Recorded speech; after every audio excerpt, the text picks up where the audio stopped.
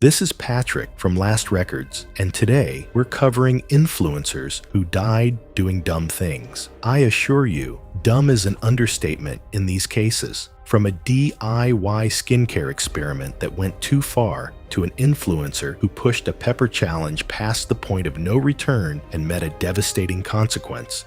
It was February 28, 2014, in a small North Hollywood apartment, sunlight falling on a cluttered vanity filled with skincare acids. What began as a routine beauty tutorial escalated into a serious medical emergency during filming. Hannah Duvall, 39, had built her following by positioning herself as the accessible alternative to expensive dermatology treatments. Working part-time at a high-end cosmetics store, she absorbed product knowledge from customers and sales training, translating professional techniques into DIY content for her predominantly teenage audience. Despite battling mild eczema since childhood and having notoriously reactive skin, Hannah consistently minimized these concerns in her videos, driven by sponsorship pressure from small skincare brands and her own financial desperation. Her content focused on recreating professional treatments at home using concentrated acids readily available online, a niche that was gaining traction in beauty circles but lacked proper safety oversight.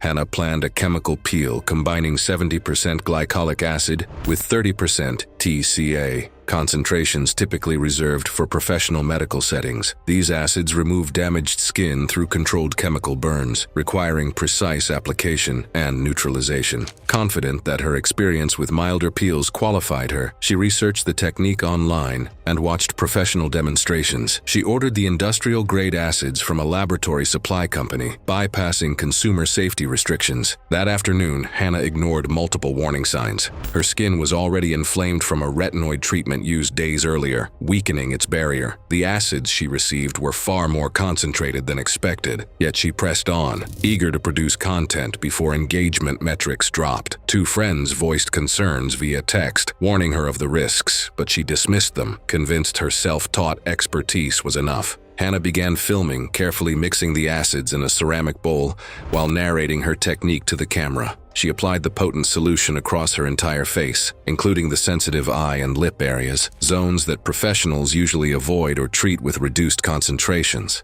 At first, the stinging felt familiar, a sensation she had come to associate with milder peels, and she reassured herself that it was normal. Within minutes, however, her skin turned a deep, angry red, and large blisters began forming across her cheeks, forehead, and jawline. Panicking, Hannah attempted to rinse the acids away with tap water, unaware that leftover makeup, moisturizer, and retinoid residues were worsening the chemical irritation. The pain escalated rapidly, spreading into her scalp and neck, and her hands shook as she tried to wash the solution off. When responders entered the bathroom, they later noted the lingering acidic residue and heavy moisture from continuous rinsing, and her frantic movements spread the exposure to areas she hadn't initially treated. She continued filming while attempting repeated rinses. As the situation escalated beyond her control, neighbors heard shouting and running water and called 911. Through a nearby window, one neighbor saw her rinsing her face while struggling to stay upright. When responders arrived, Hannah was on the bathroom floor with severe chemical burns affecting multiple layers of tissue. Despite emergency care, she later developed complications from the injuries, including severe fluid loss and systemic infection, and died in hospital. The coroner confirmed her death resulted from complications caused by extensive chemical burns. In the aftermath, her case prompted awareness campaigns about the dangers of DIY skincare, scrutiny of chemical suppliers, and informal safety guidelines within the beauty community, though meaningful oversight remained limited for years. It was November 11th,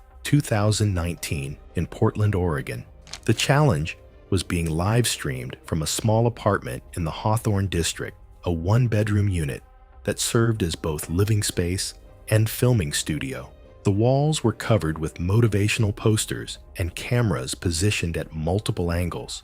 27-year-old Jordan Ellison had built a substantial online presence as a productivity and self-improvement influencer with 5,000 followers. Jordan promoted extreme discipline and mental toughness strategies, often pushing personal limits to demonstrate principles. Jordan had quit a job in marketing 2 years earlier to focus on content creation full-time. The no sleep challenge was intended to run for 72 hours straight, during which Jordan would continue working on various tasks, exercising, reading, and engaging with the audience without any sleep. Jordan had promoted the event for 2 weeks, framing it as a demonstration of mental strength and what the human mind could endure. Several sponsors had signed on, including an energy drink company and a nootropic supplement brand. Jordan had attempted shorter sleep deprivation challenges before, once staying awake for 36 hours, and believed this longer challenge was the natural next step. The stream began at 6 in the morning on a Wednesday. Jordan appeared energetic and focused, explaining the plan for the next 3 days. The schedule included work sessions, meal preparation, exercise routines, and constant engagement with viewers. A timer in the corner of the screen counted the hours awake. The first day went smoothly. Jordan worked on emails, filmed additional content, did a workout routine, and prepared meals while maintaining constant interaction with viewers. The energy level remained high, supported by caffeine and the excitement of the challenge. Jordan took cold showers throughout the day to stay alert and did jumping jacks whenever fatigue began to set in. By the end of day 1, Jordan showed only minor signs of tiredness, but remained coherent and focused. The second day showed clear signs of strain.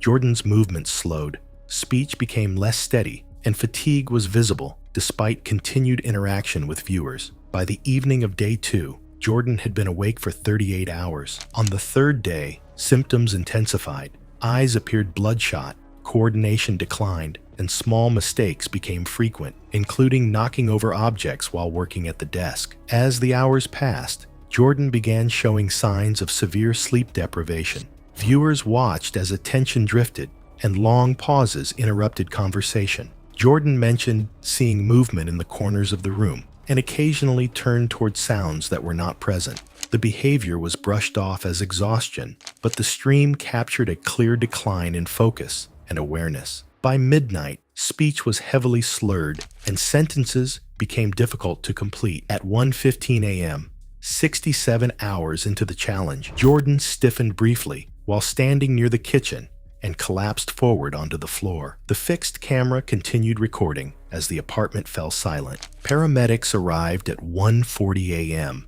and attempted resuscitation before transporting Jordan to a medical center where he was pronounced dead at 2:30 a.m. The medical examiner ruled the cause of death as a fatal cardiac arrhythmia triggered by extreme stimulant intake and prolonged sleep deprivation. An undiagnosed underlying heart condition was later identified as a contributing factor. The platform removed the video from public view, and the companies that sponsored the extreme challenge faced legal scrutiny. The incident prompted renewed scrutiny of extreme live stream challenges, with investigators concluding that prolonged stimulant use and physiological stress had created a preventable risk. It was July 21st, 2018, on the outskirts of Bakersfield, California, at an abandoned water treatment facility. Mid-morning was quiet, with birds calling overhead and wind rustling through broken fencing and overgrown weeds. Concrete tanks and rusted walkways stretched across the property, giving it an eerie, desolate feel. Neil Hallow,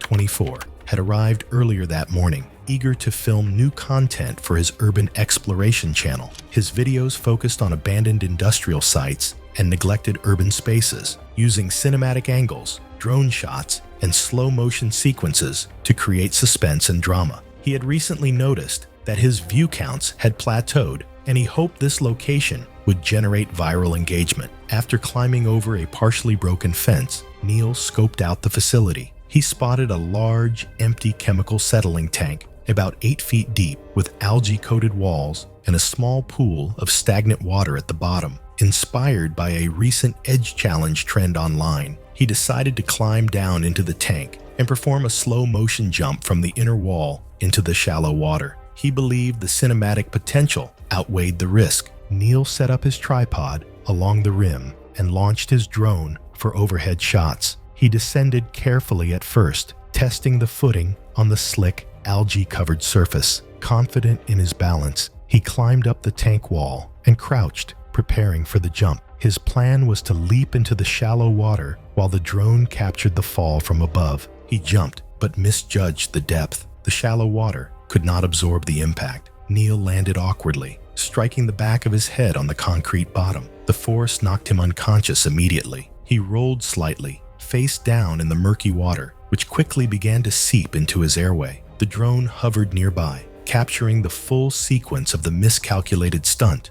Hours later, a local photographer exploring nearby noticed the open fence and heard faint gurgling sounds from the tank. He called 911. Emergency responders arrived, but the isolated location and uneven terrain delayed immediate extraction. Neil was found submerged, unresponsive, and partially trapped against the tank wall. Paramedics attempted resuscitation on site before transporting him to a hospital in Bakersfield, but the blunt trauma and drowning injuries proved fatal. He was pronounced dead shortly after arrival. Investigators documented the site, noting the shallow water depth, slick walls, and absence of safety measures. Scuff marks along the tank walls, disturbed algae, and indentations in the muddy bottom traced the path of Neil's jump, leaving a clear record of the miscalculated stunt without relying on any recordings. The case was ruled accidental, emphasizing that the combination of negligence, a desire for viral content, and misjudgment of environmental hazards had led to a preventable death. Authorities highlighted the dangers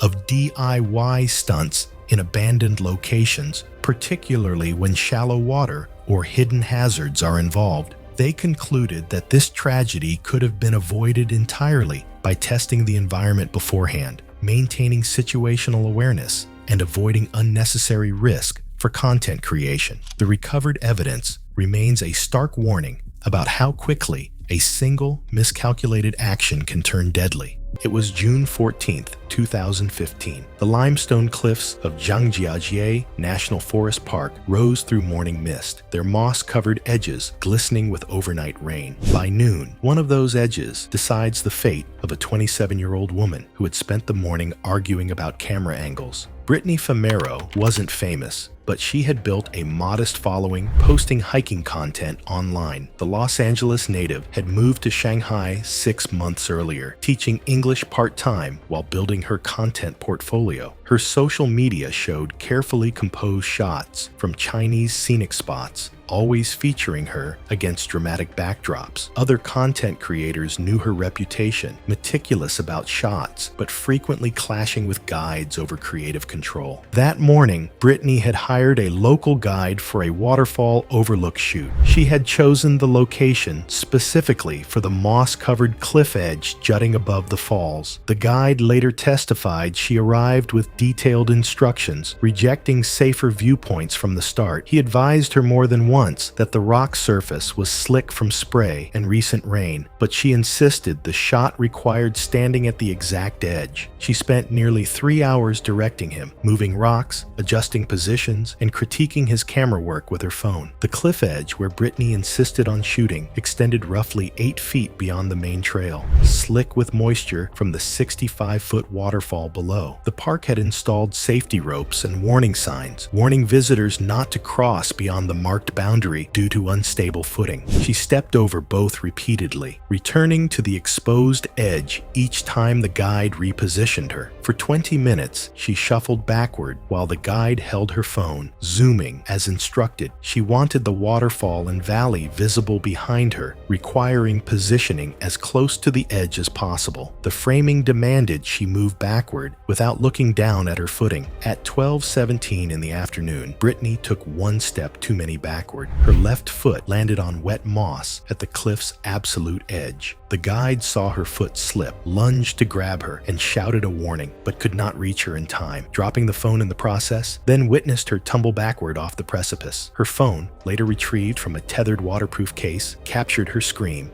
as she disappeared. The fall happened in segments. Brittany dropped headfirst for roughly 15 feet to the first outcropping, striking the jagged limestone below. The impact redirected her body sideways, and she tumbled another 25 feet against protruding rock before sliding the final distance into the shallow pool at the waterfall's base. The force of the fall caused catastrophic blunt force injuries across her body. The guide screamed for help but couldn't safely descend the wet cliff. He called park rescue at 12:19 in the afternoon. Other hikers gathered above, several calling emergency services. From their vantage point, they could see Brittany's body floating face down in the pool, her bright pink top visible through the mist. Park rescue teams arrived minutes later, aided by a nearby patrol that had been on routine rounds with rappelling equipment. When they pulled Brittany from the water, preliminary examination revealed unsurvivable traumatic brain injury, multiple rib fractures, and fatal internal hemorrhage. She had died within moments of the initial head impact. Authorities recovered her gear, including the phone that had recorded almost everything. The footage showed exactly what the guide described, a content creator so focused on her shot that she stepped backward into empty air. Park officials retained the video as part of the investigation and did not release it publicly due to its graphic content. The park reinforced warning signage and installed additional barriers. It was July 22nd, 2017, in Yellowstone National Park, Wyoming. The Lamar Valley stretched across the landscape under clear morning skies, with temperatures reaching a comfortable 72 degrees Fahrenheit and light breezes providing perfect visibility across the grasslands. A scattered herd of American bison grazed peacefully across the valley floor, their massive forms creating dramatic silhouettes against the mountain backdrop. Zara Blackwood was 25, a travel blogger from Portland who had developed a passion for wildlife photography during her college years. She had been visiting various locations across the western United States, documenting her experiences with nature and wildlife. Blackwood was particularly drawn to large mammals, fascinated by their behavior and eager to capture intimate footage that would showcase their natural beauty and power. The clear morning provided good visibility across the valley. Blackwood carried a GoPro Fusion 360 camera mounted on an extended pole, planning to capture unique footage from multiple angles simultaneously. She had researched Yellowstone's wildlife extensively online, studying bison behavior and movement patterns to better understand their habits. Regulations clearly required visitors to maintain at least 25 yards distance from bison, with multiple brochures and signs explaining that these animals were wild and unpredictable despite their docile appearance. Blackwood had read the safety information, but proceeded beyond the recommended distance limits while recording. Blackwood began recording while approaching a lone bull bison that was grazing approximately 100 yards from the main herd. The bull bison weighed approximately 2,000 pounds and stood nearly 6 feet tall at the shoulder, but remained stationary and grazing prior to the charge. Her 360-degree camera captured her steady approach as she moved closer for increasingly detailed shots.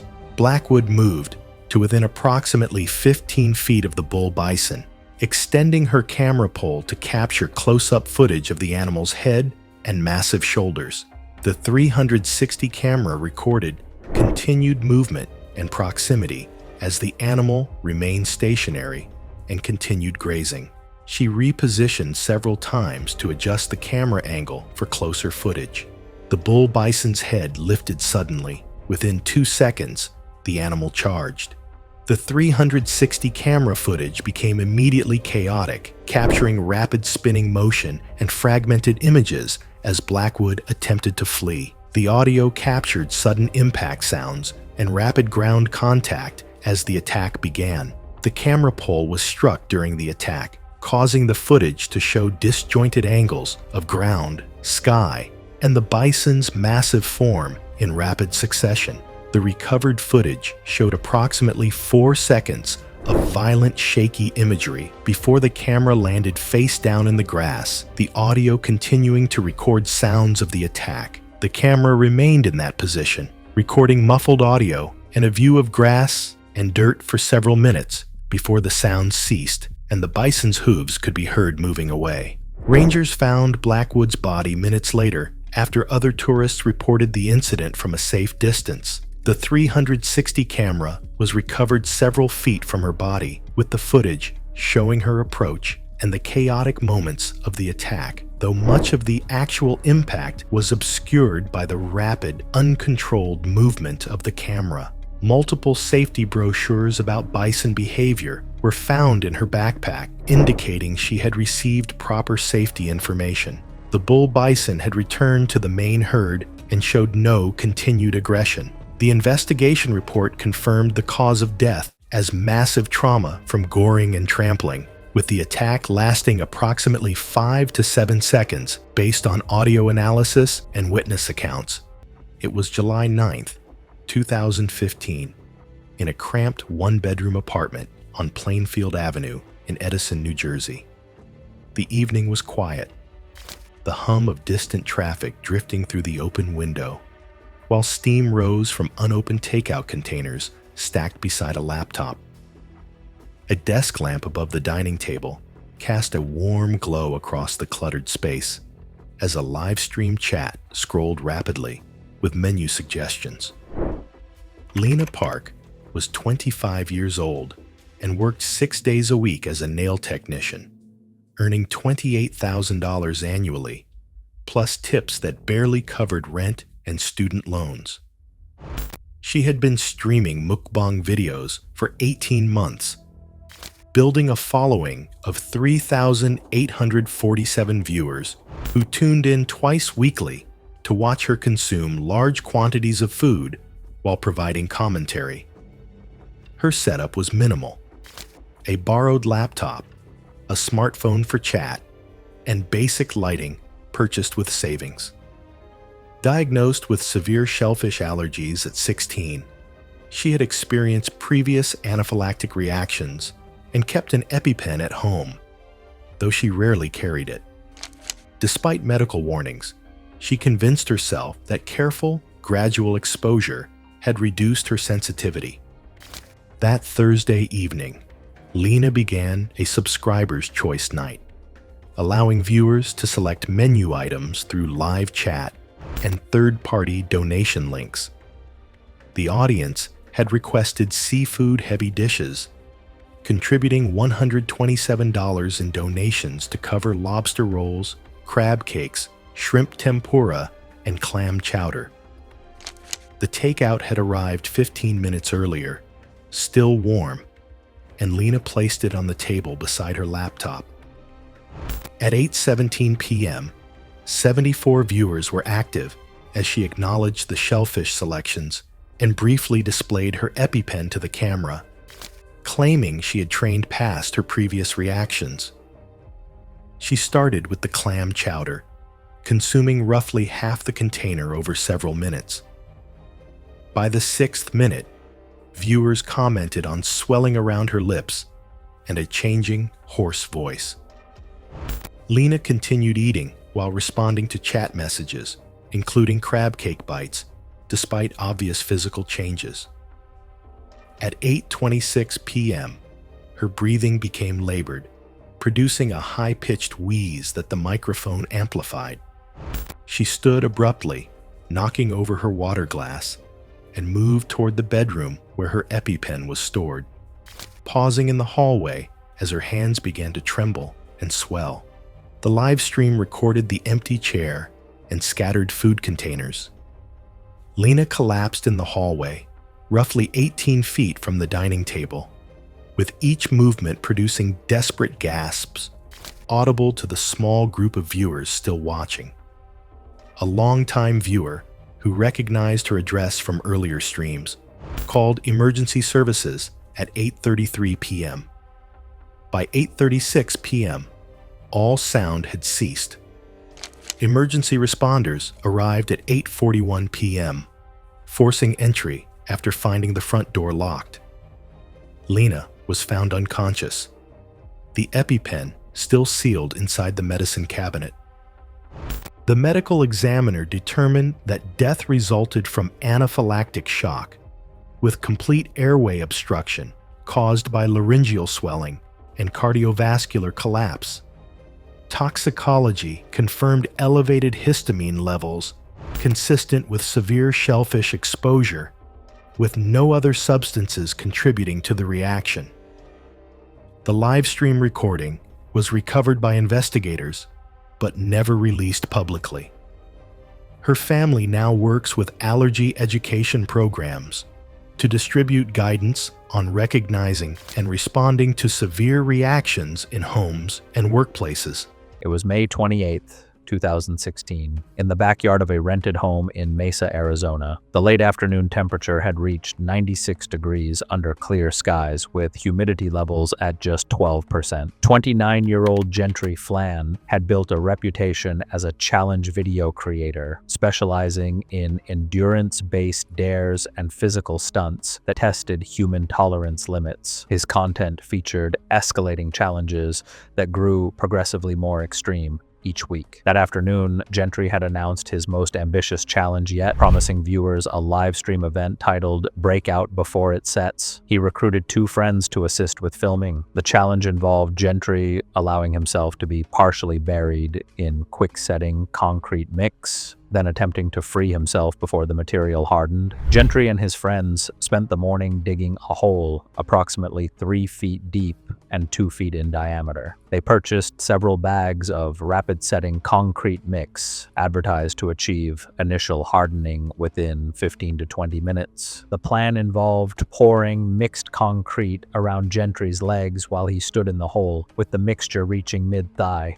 Gentry had not researched proper concrete mixing ratios, relying on his assumption that physical strength alone would be sufficient for extraction. During mixing, Gentry's friends added insufficient water to the concrete blend, creating a mixture considerably thicker than manufacturer specifications required. This overly thick material was poured around Gentry's legs, encasing him from feet to mid-thigh level. The chemical reaction within the thick mixture began generating considerable heat. The exothermic curing process intensified in the extreme Arizona temperature, accelerating the hardening far beyond normal rates, while causing thermal burns to his encased legs. Within 12 minutes, the concrete had achieved unexpected structural rigidity. The combination of inadequate water ratio, excessive ambient heat, and chemical reaction trapped Gentry's legs in a rapidly solidifying mass. He attempted to twist his legs to create cracks, but the concrete resisted his movements. As Gentry struggled, the burning sensation intensified. The physical exertion in 96-degree heat, combined with pain from thermal burns and mounting panic,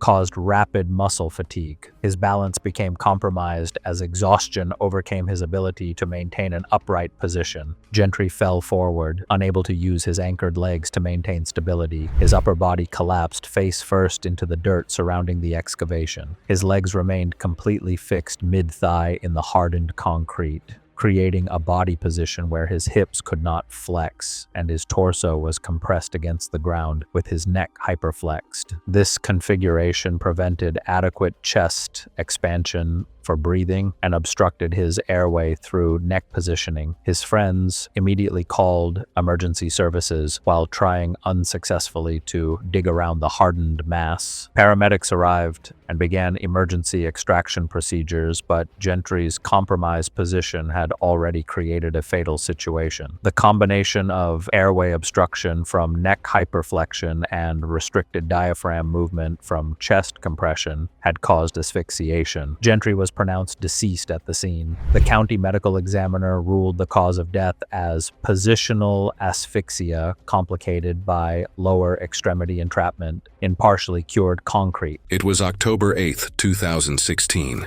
inside a large abandoned industrial complex in a major Midwestern city. Broken windows cast jagged shadows across graffiti-covered floors, and rusted beams groaned under decades of neglect. Sunlight filtered through gaps in the roof, highlighting dust, debris, and the metallic scent of decay that filled the cavernous space. Jordan Fields, 21, had built his following by combining athletic dance routines with visually striking urban backdrops. A community college performing arts student, He supplemented part-time work at a local dance studio by producing sponsored content for streetwear and energy drink brands. Maintaining engagement required increasingly dramatic locations, and abandoned industrial sites offered the vertical clearance and raw aesthetic his choreography demanded. His routines incorporated parkour-style jumps, spins, and acrobatic moves, all requiring stable flooring and secure overhead space, requirements rarely met in abandoned factories. Professional stage lighting involves carefully calculated load distributions, with fixtures weighing 40 to 200 pounds and mounted using specialized rigging systems. Jordan had borrowed 3 LED panel lights, clamps, extension cords, and mounting hardware from a community theater, all designed for controlled indoor environments with proper electrical and structural oversight. The complex's overhead trusses, designed decades earlier for assembly machinery, had been exposed to weather, vandalism, and metal fatigue, leaving their load-bearing capacity dangerously compromised despite appearing sound. That Saturday afternoon, Jordan planned a routine combining contemporary dance and breakdancing, using dramatic overhead lighting for cinematic effect. He ignored warnings from 2 friends about the stability of the trusses, eager to finish filming before losing daylight, and driven by a pending sponsorship deadline. Local forecasts warned of wind gusts up to 35 miles per hour, causing the compromised structure to sway slightly, which Jordan misinterpreted as normal settling. Jordan and his friends Dwayne and Shayla arrived and spent 90 minutes rigging the borrowed lights to what appeared to be the sturdiest overhead truss, about 12 feet above the floor. They used standard theater clamps and safety cables, but neglected to account for the truss's corrosion and the additional stress from wind-induced movement. Jordan positioned himself directly beneath the largest fixture, a 150-pound LED panel, to take advantage of the shadows it cast during his routine, despite Dwayne voicing concern about the precarious setup. The routine began with Jordan performing complex sequences of spins, jumps, and acrobatic maneuvers. Midway through a particularly athletic series of moves, corroded bolts in the truss gave way under the combined weight of the light and the building's subtle sway. The 150-pound fixture fell 12 feet, striking Jordan directly on the head and upper torso with devastating force. The impact drove Jordan to the concrete floor, causing catastrophic head and chest trauma as the fixture shattered around him. Dwayne immediately called 911 while Shayla attempted to move the debris, but Jordan was trapped beneath twisted metal and mounting hardware. Security cameras in a nearby building later showed the fixture falling as his friends rushed toward him and attempted to move the debris. Paramedics arrived minutes later but pronounced him dead at the scene. The coroner's report detailed catastrophic head trauma, including a fractured skull and severe brain injury, along with spinal fractures, punctured lungs, and massive internal bleeding, determining death was instantaneous from the impact. City officials increased security around abandoned industrial sites and enforced stricter trespassing penalties, while Jordan's family established a nonprofit promoting location safety for content creators. The incident became a stark reminder of how social media ambition and unsafe environments can combine with fatal consequences. It was July 18th, 2019, in Phoenix, Arizona. The setting was a rented suburban house with a backyard swimming pool. The pool had a shallow end and a deep end that reached approximately 9 feet. The afternoon temperature was above 100 degrees. 23-year-old Dylan Carter operated a growing illusion-based account with just over 5,000 followers. His videos focused on recreating visual tricks and explaining how they worked. Engagement had slowed in recent weeks, and he had been planning something more ambitious. That day, he announced he would live stream a walking on water illusion and reveal exactly how it was done. Several of Dylan's friends were present to help film content for his social media channel. The illusion used thick, clear acrylic panels placed just beneath the surface of the pool, designed to support weight only when properly secured.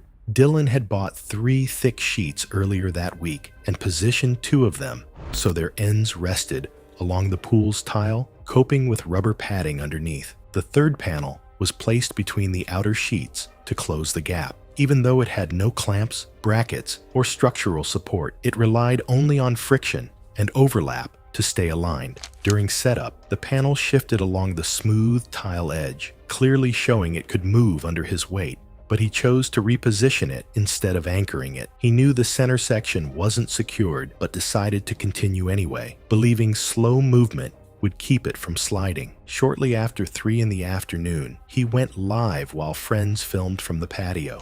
He explained the illusion to viewers while standing on panels he had not fully secured. He stepped onto the first section carefully as the acrylic flexed beneath him. From the camera's angle, it looked like he was standing directly on the water, and the live stream overlay showed viewers warning him about the shifting panels as he continued toward the unsecured center section.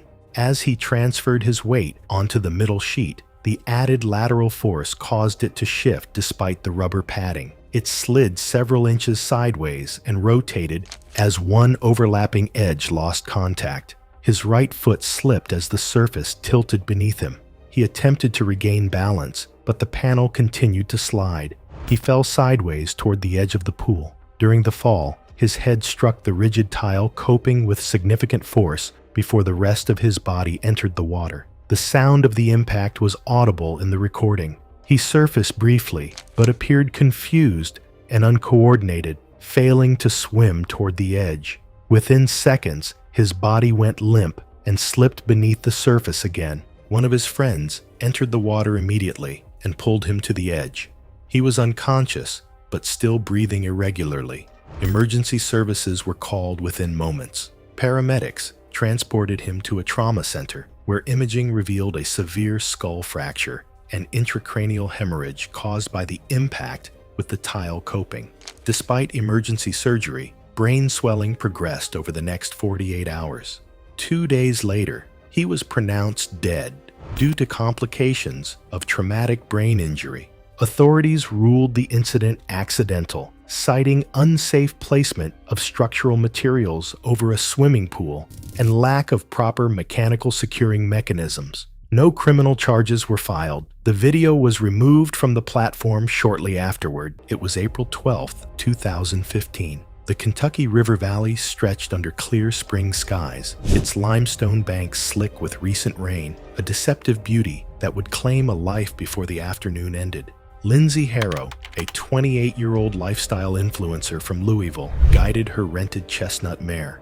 Lindsay wasn't new to horses. She'd grown up riding at a suburban stable, logging hundreds of hours in controlled arena settings and groomed trails. Her social media presence focused on accessible luxury experiences, weekend getaways, scenic outdoor activities, aesthetically pleasing content that required minimal technical skill but maximum visual appeal. This trip was part of a sponsored collaboration with a regional tourism board showcasing rural Kentucky to her urban audience. She'd rented a working ranch property specifically for its photogenic riverside trails, planning 3 days of horseback content. That morning, Lindsay had selected the mare from the ranch's stable lineup, choosing based on appearance rather than temperament. The ranch manager had suggested a calmer gelding, warning her that she should either take the calmer horse or wear a helmet, but Lindsay insisted on the photogenic chestnut. By 2:15 in the afternoon, Lindsay had filmed several segments along the river trail. The recent rainfall had swollen the river, its current moving faster than usual, churning brown with sediment. A ranch hand, working fence, repairs 200 yards upstream, noticed her riding while holding her phone, the mare's ears flicking nervously. The fallen oak branch lay partially submerged ahead, barely visible against the muddy bank. As the mare approached, it shifted slightly in the current, creating sudden movement in the horse's peripheral vision. The animal spooked instantly, executing a violent sideways leap away from the perceived threat. Lindsay's one-handed grip on the reins provided no stability. The mare's explosive movement launched her sideways off the saddle, her phone still clutched in her right hand as she fell 5 feet toward the river. Her body struck the water at an awkward angle, the back of her skull connecting with a submerged limestone outcropping. The impact caused severe head trauma, and she appeared unresponsive as she entered the water. She sank into the 3-foot deep water, her face submerged and her body caught against rocks and river reeds. The current pressed her against the obstruction, water flowing over her head. The phone recorded turbulent brown water and muffled splashing for only a few seconds before the feed cut out as the device submerged. The mare bolted upstream, saddle empty, passing the ranch hand, who immediately understood something had gone wrong. He ran toward the last position he'd seen Lindsay, reaching the riverbank within 90 seconds. He spotted her body partially submerged, motionless in the reeds, and immediately called 911. Emergency responders arrived 9 minutes later, pulling Lindsay from the water. Paramedics attempted resuscitation for 18 minutes but found no vital signs. The medical examiner later determined death resulted from drowning complicated by blunt force head trauma, with aspiration of river water occurring while unconscious from the initial skull fracture. The tourism board quietly terminated the sponsorship arrangement. Lindsay's family retrieved her phone and camera from authorities, but never released the footage. The chestnut mare was relocated to a therapeutic riding program deemed too unpredictable for casual riders. The Riverside Trail was closed permanently 6 months later, its dangers finally acknowledged after one influencer's quest for content ended tangled in Kentucky reeds. It was June 8, 2017, in a wooded ravine along the Chattahoochee River, just outside Roswell, Georgia. Late morning was quiet and isolated, with sunlight filtering through the trees and the sound of water moving over scattered rocks. Orion Thorne, 26, had driven out with his girlfriend to film an extreme DIY video for his adventure channel. His content focused on budget outdoor challenges, including building improvised shelters, starting fires without matches, and testing common survival techniques. On this day, he planned a homemade zipline experiment, combining simple engineering with outdoor adventure. Over the previous weeks, he had been attempting to increase upload frequency to maintain engagement. The zipline idea had come to him 2 days earlier while watching a compilation of backyard engineering fails online.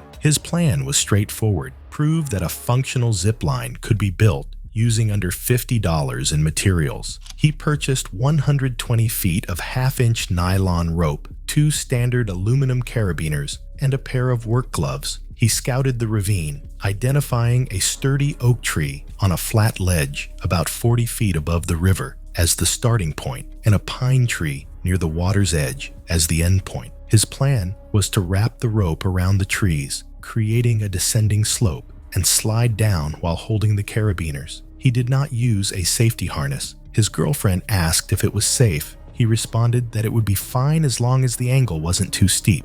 Orion climbed to the ledge and wrapped the rope around the oak tree 3 times, securing it with a double figure-8 knot. He tested the anchor briefly, then walked the other end of the rope down the dirt path to the pine tree, pulled it taut, and tied it at a lower point to establish a descending slope. The rope sagged slightly in the middle, but after tugging it twice to confirm stability, he determined it would hold. The rope itself was capable of supporting body weight. The problem lay in the design and the way it would be used. He climbed back to the top, clipped both carabiners onto the rope, and gripped them with his gloved hands. His girlfriend took position on a lower trail, recording on her phone. Orion pushed off and immediately gained speed faster than expected. The rope sagged more than he had anticipated, creating a steeper descent and rapidly increasing tension. Midway along the zip line, Orion's momentum exceeded what he had anticipated. The rope sagged sharply under his weight, tension spiking as he accelerated. His gloved hands struggled to maintain a firm grip on the carabiners,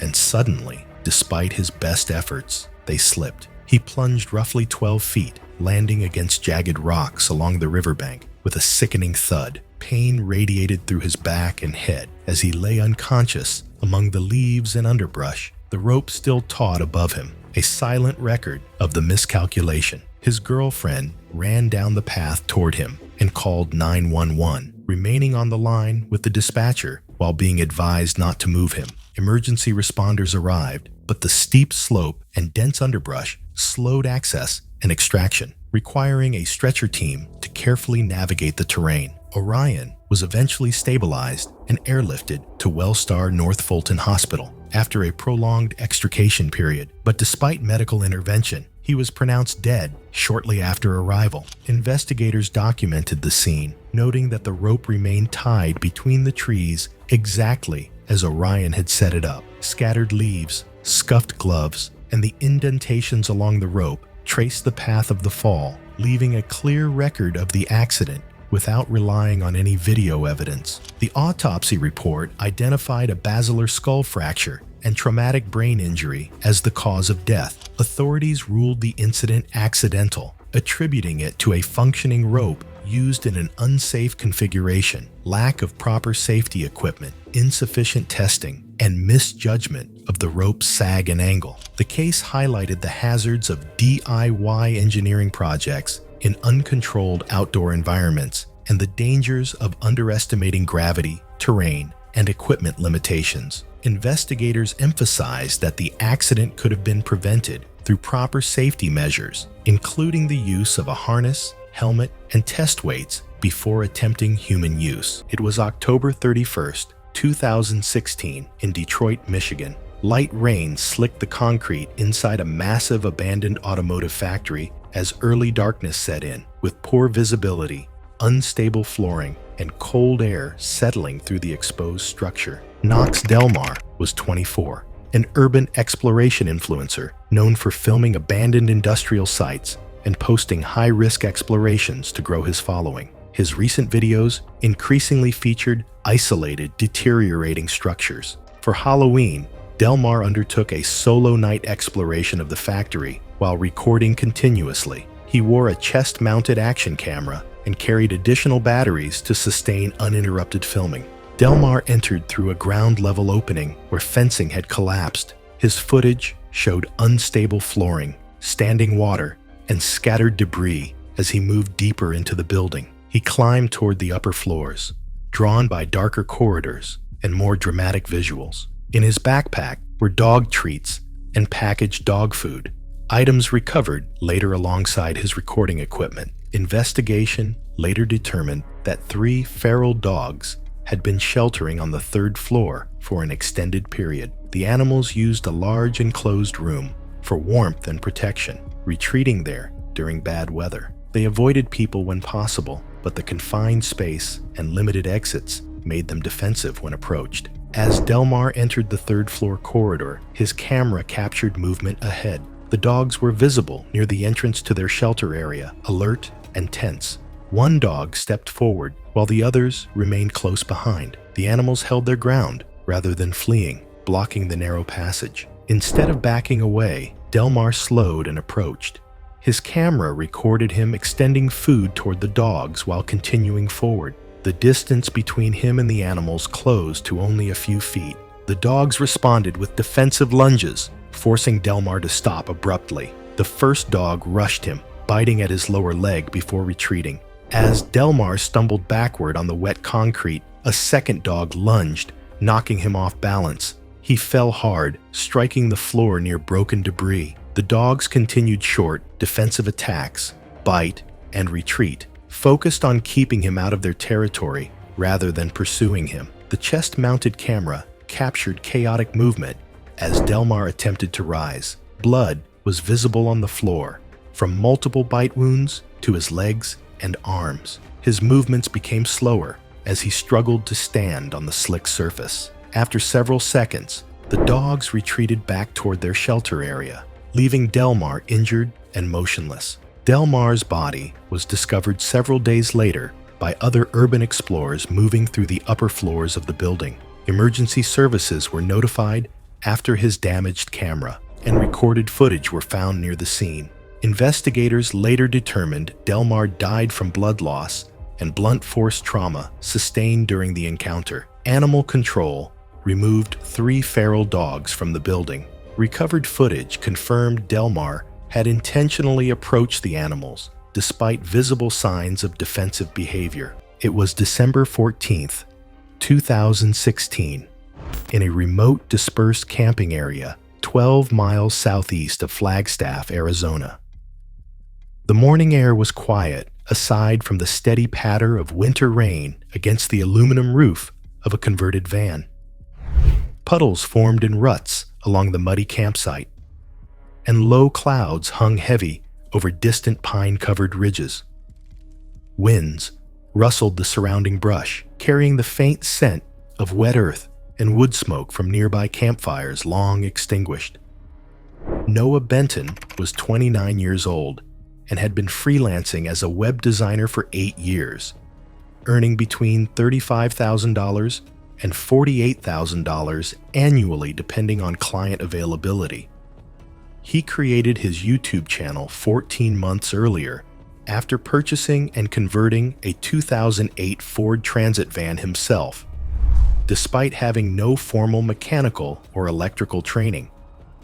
His 4,487 subscribers followed his full-time van living adventures across the Southwest, generating roughly $380 per month from ad revenue and a small $150 monthly sponsorship from a camping gear company.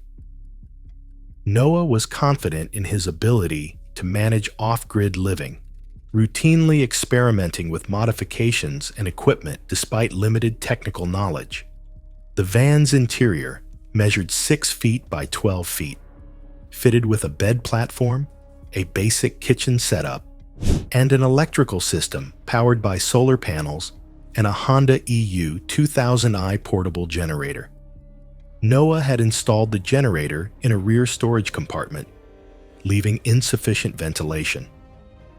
Carbon monoxide, a colorless and odorless gas produced by incomplete fuel combustion, becomes dangerous at concentrations above 70 parts per million and lethal at several hundred parts per million with prolonged exposure. That Wednesday evening, temperatures had dropped to 31 degrees Fahrenheit, with sustained rain creating conditions unsuitable for outdoor generator operation.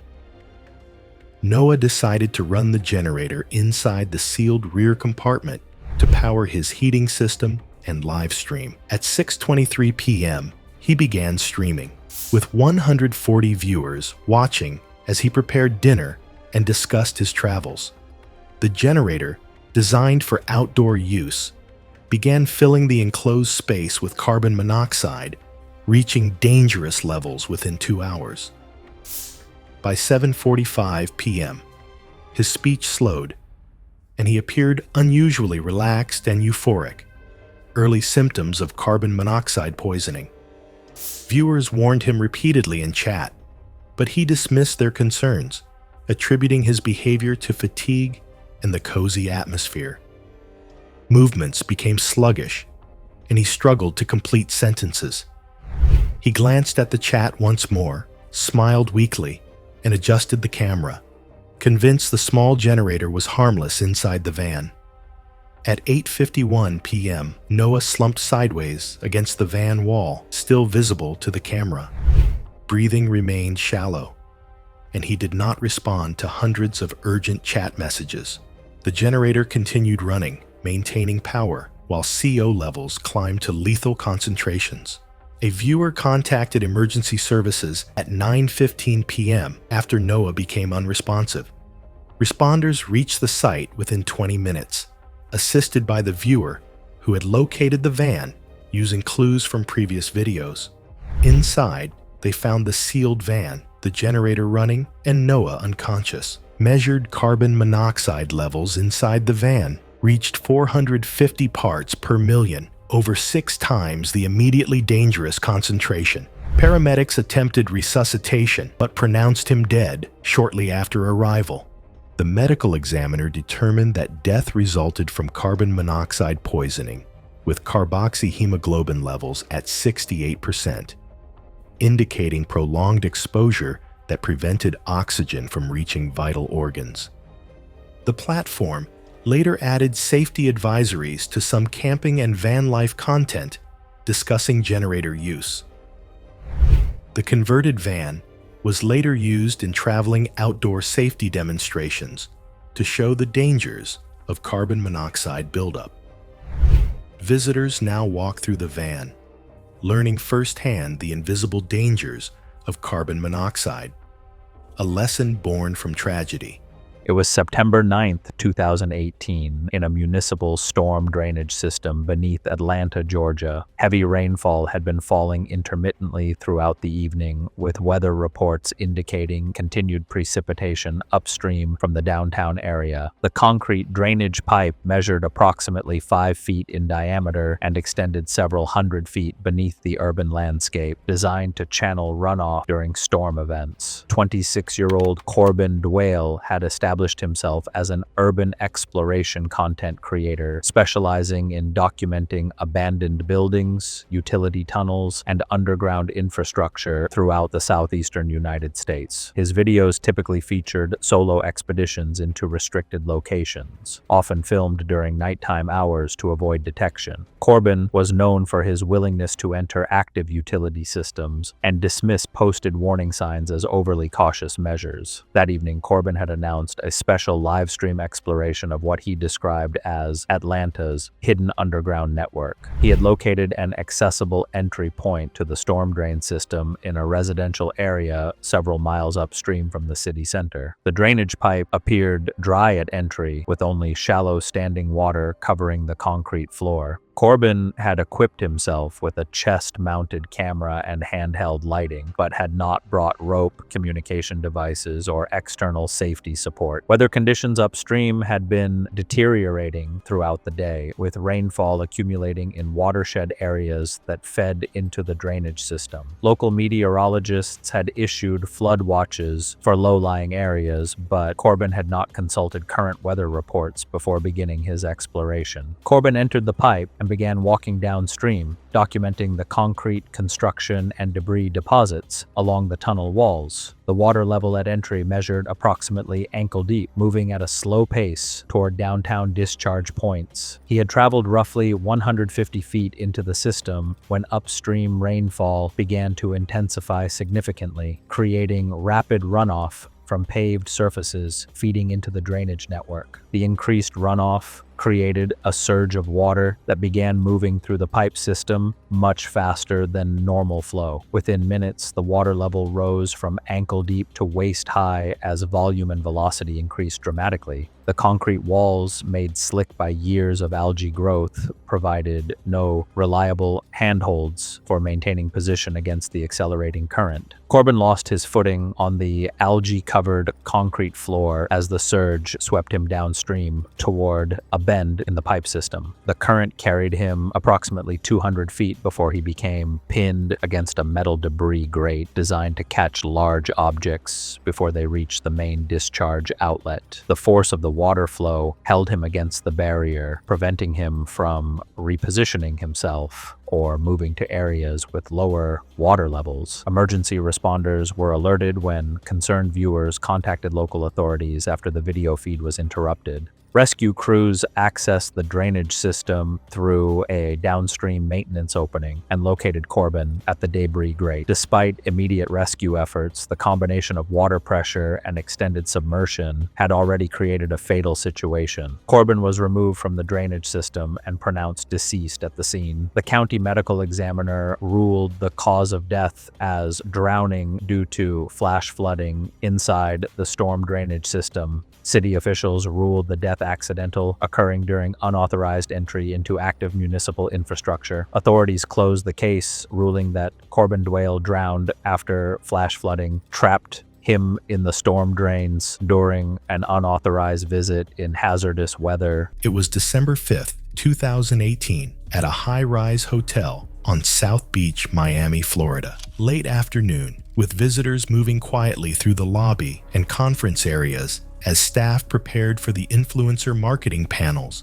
and events on the upper floors. Nix Callahan, 23, had flown in from Austin to attend panels, meet other content creators, and network with brands. Her content focused on fitness, lifestyle, and visually striking shots, often featuring high-angle perspectives from rooftops, cliffs, and balconies. Throughout the day, she had been posting stories and clips, tagging sponsors and other attendees, emphasizing daring visuals and dramatic angles to maintain engagement with her audience. After returning to her suite on the 14th floor, Nick stepped onto the balcony overlooking the beach and ocean. The railing consisted of glass panels set into a metal frame, approximately 40 inches high. The late afternoon sun reflected off the glass, creating a bright glare. The concrete floor of the balcony was smooth and slightly warm from hours of sunlight. She set up her small tripod on a table with practiced precision,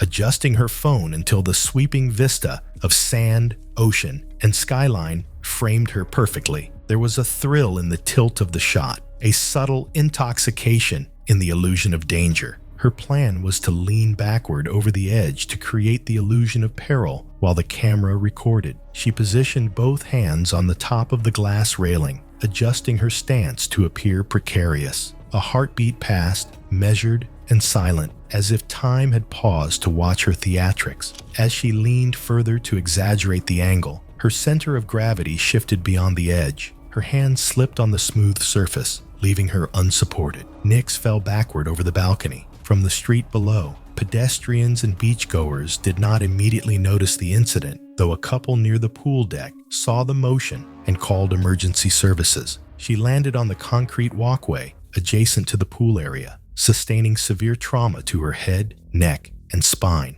Hotel security arrived shortly thereafter, finding her unresponsive and pinned awkwardly on the ground. Paramedics arrived quickly, but were unable to stabilize Nix Callahan, and she was pronounced dead at the scene. Investigators documented the balcony, noting the glass railing, smooth surface, and lack of secondary safety barriers. Her phone and tripod remained silent witnesses to the final moments of a calculated performance that had gone fatally wrong. Every detail, the adjustments, the stance, the lean, was captured in the static evidence, a record of risk taken too far. The incident was ruled accidental. Authorities concluded that Nix's death resulted from leaning beyond the railing and losing support on a slick surface, highlighting the inherent risks of high-angle content creation. A safety review was conducted by the hotel in response to the incident. The case emphasized how visually striking content combined with inattention to environmental hazards can quickly become fatal. Investigators noted that the accident could have been prevented at multiple points by maintaining a safe distance from the edge, using proper support or safety gear, or avoiding risky camera angles entirely. The recovered footage and photographs now serve as a cautionary record, demonstrating how a moment intended for aesthetic appeal transformed into a deadly accident in seconds. It was July 22nd, 2017, in Queens, New York. A small basement restaurant known for extreme spice challenges had built a reputation among online creators who wanted dramatic reactions on camera. The walls were lined with photos of customers drenched in sweat, and a chalkboard near the counter listed simple rules: no milk, no refunds, stop whenever you want. Staff members were used to seeing people quit halfway through a challenge, coughing and laughing while cameras kept rolling.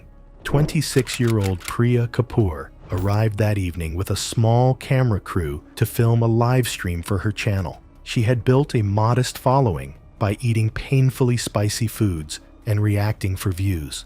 Although her audience was not massive, she treated every challenge like a personal test of endurance. She often told viewers she had never quit a challenge, even when it became uncomfortable. That reputation mattered more to her than the restaurant's warnings or the limits printed clearly on the wall. The dish she ordered was called the Reaper Bowl, a thick, oil-heavy soup loaded with Carolina Reaper peppers, Trinidad scorpion peppers, and concentrated capsaicin extract. The owner explained that most participants stopped early because the heat caused uncontrollable coughing and throat irritation. He warned her directly, if the coughing starts, stop eating. Priya agreed on camera, nodded to her crew, and told viewers she planned to beat the record time. The live stream chat began filling with encouragement, urging her to push through the pain. When the broadcast started, she began eating faster than recommended. Within minutes, the capsaicin triggered violent coughing fits. Her face flushed red, and tears streamed down her cheeks as viewers watched in real time. Instead of slowing down, she kept scooping more soup, pausing only long enough to gasp for air between coughs. The owner reminded her again that she could stop at any moment, but she waved him off, and reached for another bite. Comments on the screen urged her not to quit, and she leaned into the pressure, trying to finish quickly. During one intense coughing fit, she inhaled sharply while holding a spoonful of soup near her mouth. A thick piece of pepper and liquid entered her airway. At first, it looked like normal coughing, but within seconds, the violent coughing triggered a sudden airway spasm, and she could no longer speak or pull in air. She stood up suddenly, knocking her chair backward and grabbing her throat. The owner rushed behind her and attempted abdominal thrusts while her crew continued filming in confusion.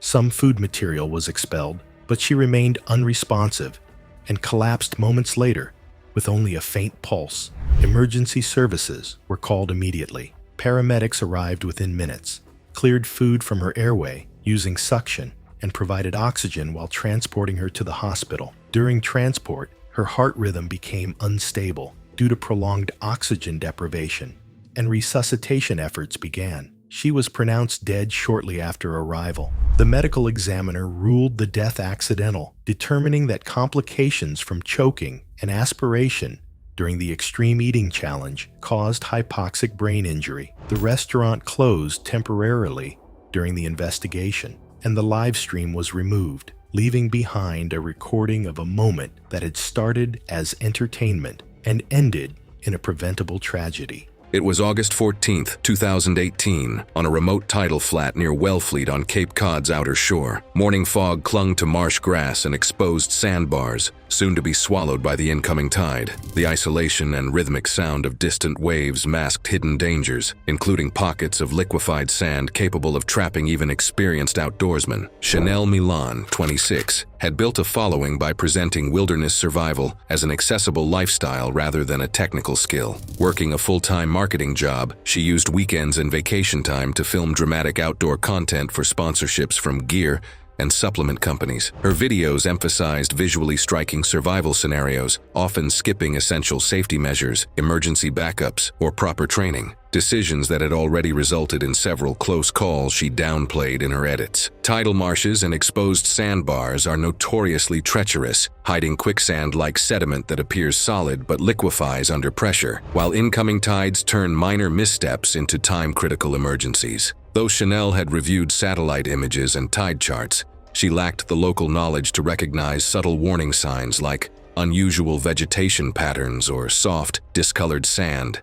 and she dismissed fishermen's warnings about unstable ground and tidal hazards. That morning's shoot required her to demonstrate survival skills for dramatic sponsor-driven footage, and she began filming as her camera operator remained on stable dune grass. Carrying heavy camera and drone equipment, she moved across the sandbars until she found what looked like the perfect location where marsh grass met open sand, unaware that liquefied pockets lay just beneath the surface. While crossing a 50-foot section of marsh, Chanel stepped into a pocket of unstable marsh sediment that trapped her right leg and prevented her from pulling free. Panic and flailing caused the material to liquefy further, while the weight of her gear accelerated her descent. Within minutes, she was immobilized in place as the rising tide began covering the surrounding sand, the rising tide adding water pressure and destabilizing the sediment further, making movement nearly impossible. Her friend attempted to call for help and launched the drone to maintain visual contact, but weak cellular reception and the remote location delayed emergency response. Over the next 20 minutes, she remained trapped as the incoming tide steadily rose, flooding the surrounding marsh and limiting any chance of movement. As the water level continued to increase, she slipped below the surface and was no longer visible from shore. Rescue teams arrived more than 30 minutes later, but were unable to recover her immediately, requiring specialized equipment to safely extract her from the saturated sediment. The coroner confirmed that Chanel died from drowning after becoming trapped in unstable marsh sediment as the incoming tide rose. Her lungs and stomach contained significant fine sediment consistent with the tidal marsh environment. Abrasions on her arms and hands indicated prolonged struggle, but there were no other injuries contributing to her death. The combination of quicksand entrapment and rising tide made survival unlikely even with immediate intervention. Following the tragedy, Local authorities added warning signs and barriers around hazardous areas. Chanel's family posthumously edited her content to create educational materials about tidal marsh safety. Sponsoring outdoor companies ended extreme survival influencer programs, and drone footage was donated to marine safety organizations for training purposes. Chanel's story became a cautionary tale among adventure bloggers about the critical importance of proper training, local knowledge, and safety protocols in dangerous environments. It was July 4th,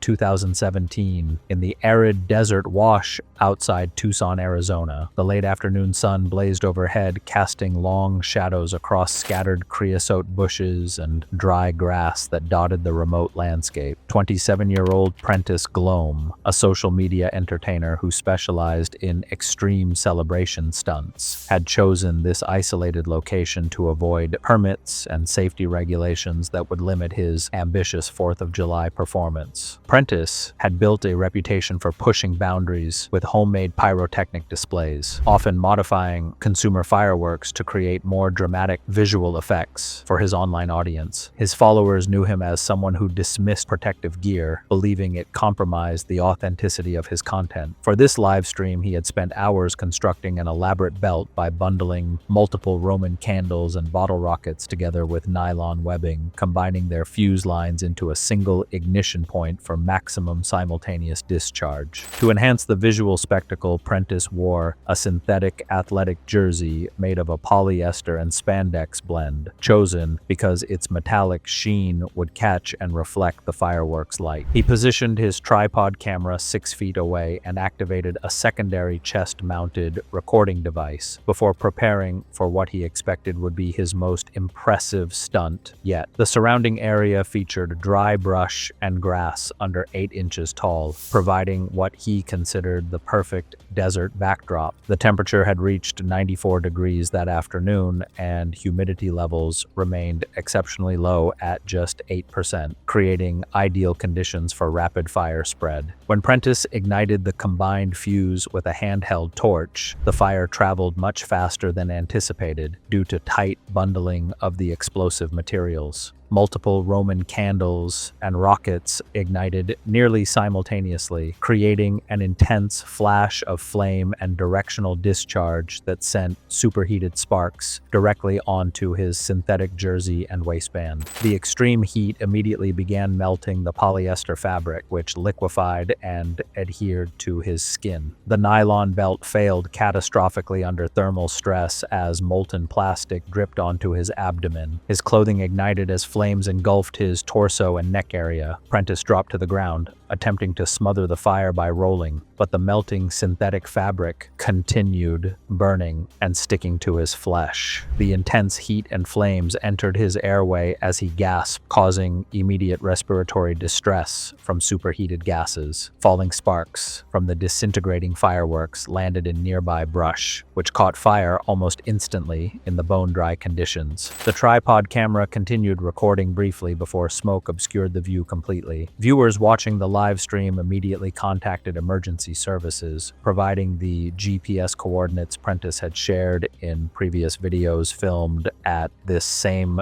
desert location. Paramedics arrived 23 minutes after the first emergency call to find both Prentice and a brush fire covering approximately 1 to 2 acres. Despite immediate medical attention, Prentice was pronounced deceased at the scene. The county medical examiner later ruled the cause of death as thermal injury with airway compromise sustained during the fireworks accident. The fire department contained the brush fire using foam suppressants and documented improper fireworks discharge in undeveloped land in their official report. Authorities ruled the death accidental and no criminal charges were filed. The case was closed following standard fire investigation protocols concluding that Prentice Glome had died as a result of his own modified pyrotechnic device malfunctioning during an unsupervised livestream performance. It was January 14th, 2016, on Lake Minnetonka, Minnesota. Clear skies and 8 degrees Fahrenheit temperatures masked unstable ice conditions near the shoreline, where pressure ridges and recent temperature shifts had left sections dangerously thin. Blake Carver was 21, a comedy content creator from Minneapolis who enjoyed filming elaborate physical challenges and pranks with his friends. He had been inspired by various internet challenges and wanted to create his own unique version that would showcase both humor and physical endurance. Carver frequently incorporated water-based stunts into his content. The clear morning provided good visibility across the frozen lake, though glare off the ice surface made it difficult to assess conditions accurately. Carver had planned to film his version of the polar bear challenge, but decided to make it more interesting by wearing ankle weights to add difficulty to pulling himself out of the water. He brought a waterproof GoPro camera and ankle weights totaling 15 pounds that he regularly used for pool workouts. Carver had seen ice safety warnings posted around the lake, but proceeded with the stunt despite the posted advisories. His friend Jake remained on shore to record while Carver prepared to begin the stunt. Carver began recording while strapping on the ankle weights, demonstrating the added equipment before entering the water.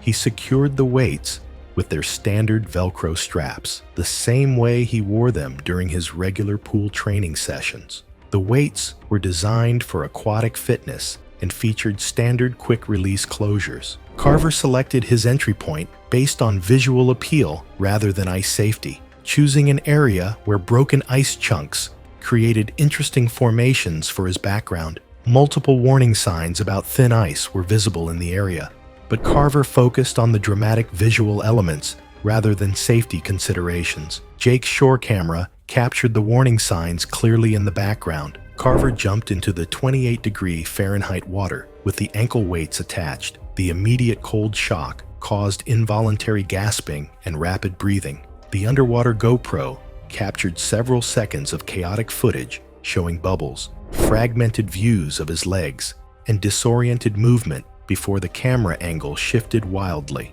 The 15 pounds of additional weight pulled him deeper than he had experienced in pool training, and the ice shelf he had planned to grab for support broke away under his weight. The underwater footage became increasingly erratic, capturing brief flashes of his hands near his ankles, the underside of the ice, and streams of bubbles from uncontrolled breathing before settling into a dark, sediment-filled view. Jake remained recording for several seconds before recognizing that Carver had failed to resurface, a delay investigators later described as consistent with prank-style challenge recordings. Jake signaled for assistance from the shoreline while continuing to record. The shore footage showed the broken ice area where Carver had entered, with no movement visible at the surface. Emergency divers recovered Carver's body with the ankle weights still attached to his legs, including one strap that had been partially peeled back.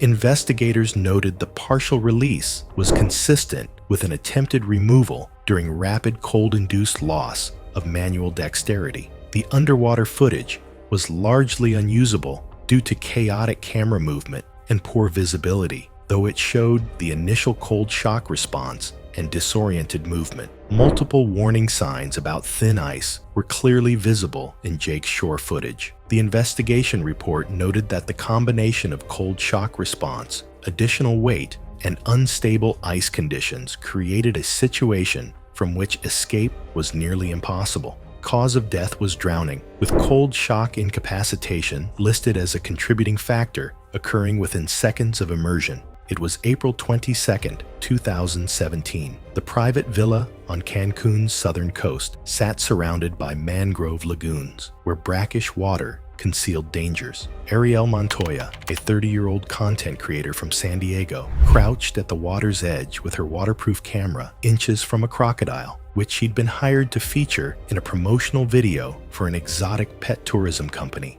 Ariel had spent 6 years building a social media following around exotic animal encounters. She'd handled pythons in Thailand, swam with sharks in South Africa, and fed bears at wildlife sanctuaries across North America. Her Instagram showcased thousands of photos with dangerous animals, each post earning sponsorship deals that funded her lifestyle. She had no formal training in animal behavior or handling, but her fearless approach and willingness to get closer than others had built her reputation. Friends described her as confident and street smart, someone who learned by doing rather than studying. The villa's management had imported the crocodile specifically for wildlife tourism content. It was over 14 feet long and weighed approximately 900 pounds. Staff members had warned Ariel multiple times that morning about maintaining distance, reminding her that rescue poles and a boat were on standby but could not be used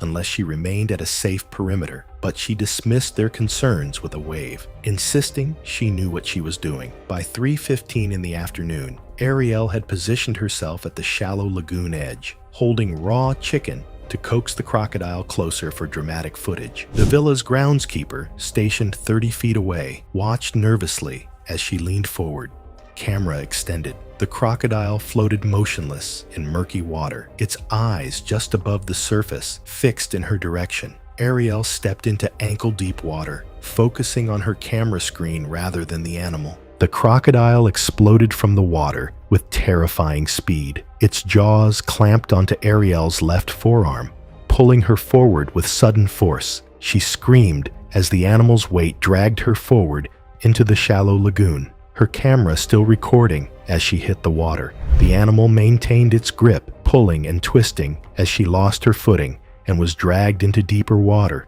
The water churned violently as the crocodile released her arm and lunged again, seizing her torso. She struggled to stay above the surface as staff shouted from the shoreline. The animal pulled her into deeper water, submerging her completely. Witnesses reported seeing violent thrashing beneath the surface for close to half a minute before the water became still. The crocodile surfaced once, Ariel's leg visible in its jaws before it pulled her under again. The groundskeeper had immediately called emergency services, while other staff attempted to reach her with poles, but the crocodile's aggression prevented any intervention. A single handler had been scheduled but left the perimeter briefly, and rescue poles and a boat were not deployed before the attack. When the animal finally released its grip and retreated, Ariel floated face down near the lagoon's edge, her body showing extensive trauma consistent with a large crocodile attack. Paramedics arrived approximately 15 minutes after the initial call. They pulled Ariel from the lagoon. Medical examination revealed massive trauma to her left arm, torso, and both legs, with severe blood loss and drowning as contributing factors. She was pronounced dead at the scene at 3:47 in the afternoon. Mexican authorities removed the crocodile from the property the following day, relocating it to a wildlife facility. The exotic pet tourism company faced immediate investigation and suspended operations. Ariel's recovered footage was given to her family after the authorities reviewed them. It was January 28, 2018, beneath a bridge in Duluth, Minnesota, where icicles hung from the overpass as winter sunlight reflected on snow and traffic hummed across the frozen river. Ryan Madsen was 31 years old and had spent 7 years operating plow and salt trucks along northern Minnesota highways. His job required constant assessment of winter hazards, including ice buildup on bridges and overpasses, where falling formations were a known danger to vehicles and pedestrians. Outside of work, he maintained a small YouTube channel with 1,247 subscribers, filming strength demonstrations and winter stunts with minimal equipment. His channel brought in a small amount of ad and viewer support each month, which supplemented his pay, and he had recently upgraded his camera gear to improve video quality. Confident in judging hazards, Ryan studied falling ice for years, filmed himself punching smaller icicles without injury, earned modest praise online, and grew convinced he could control the next break. That Sunday afternoon, Ryan stopped beneath a particularly large icicle hanging from the underside of the bridge.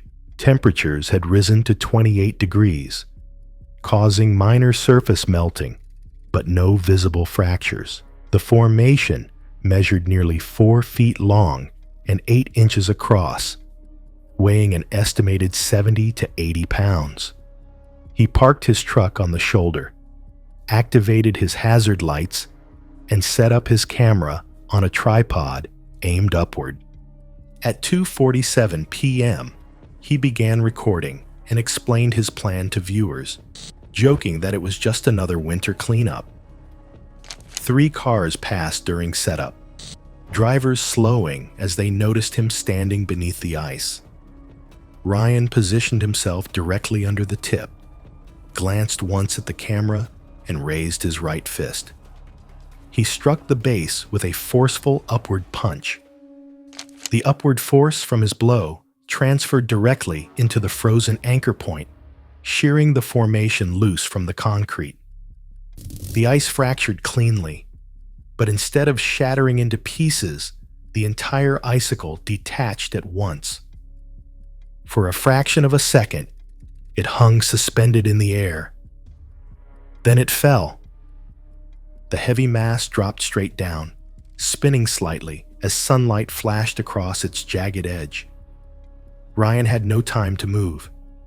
The pointed end struck just below his collarbone at full speed, punching through muscle and driving deep into his upper chest. The impact pierced his right lung and tore several major blood vessels inside the thoracic cavity. He collapsed instantly onto the snow, bright arterial blood spreading across his jacket and pooling beneath him. The camera continued recording as he struggled to roll onto his side.